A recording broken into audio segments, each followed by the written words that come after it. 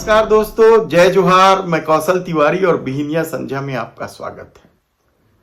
CJI Chandrachud को लेकर अब बड़ा सवाल उठने लगा है कि क्या वो भी अब पूर्व सीजेआई गोगोई की राह पर चल पड़े हैं। क्या उन्होंने देश के प्रधानमंत्री नरेंद्र मोदी से समझौता कर लिया?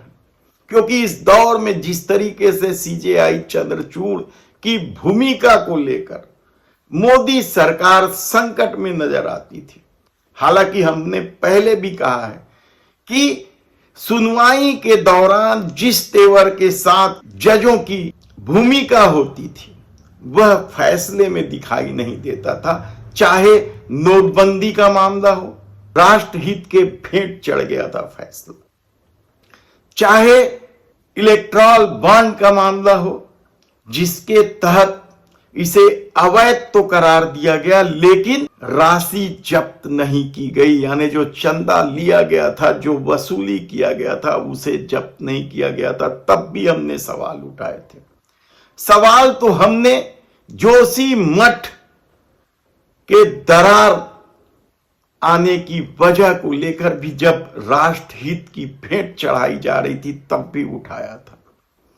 इसके अलावा ईवीएम का मामला हो या महाराष्ट्र में अवैध रूप से चल रहे सरकार का मामला हो, हमने हमेशा ही कहा है कि सुप्रीम कोर्ट सुनवाई के दौरान जो तेवर दिखाता है वह फैसले पे नजर क्यों नहीं आता है।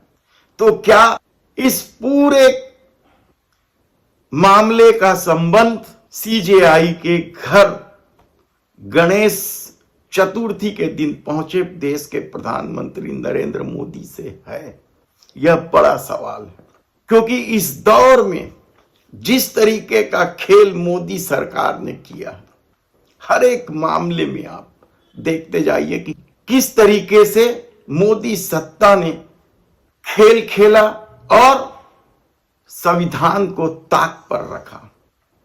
इसे लेकर कई तरह के सवाल है। हमने बार बार इन कई मुद्दों को आपके सामने रखा है, लेकिन अब जब सीजेआई चंद्रचूड़ के बुलावे पर देश के प्रधानमंत्री नरेंद्र मोदी सीजेआई के घर पहुंचे आरती की परिवारों के साथ, इसे लेकर अब बड़ा सवाल उठने लगा है कि क्या सचमुच चंद्रचूड़ भी मोदी के सामने बहुत पहले सरेंडर हो गए थे।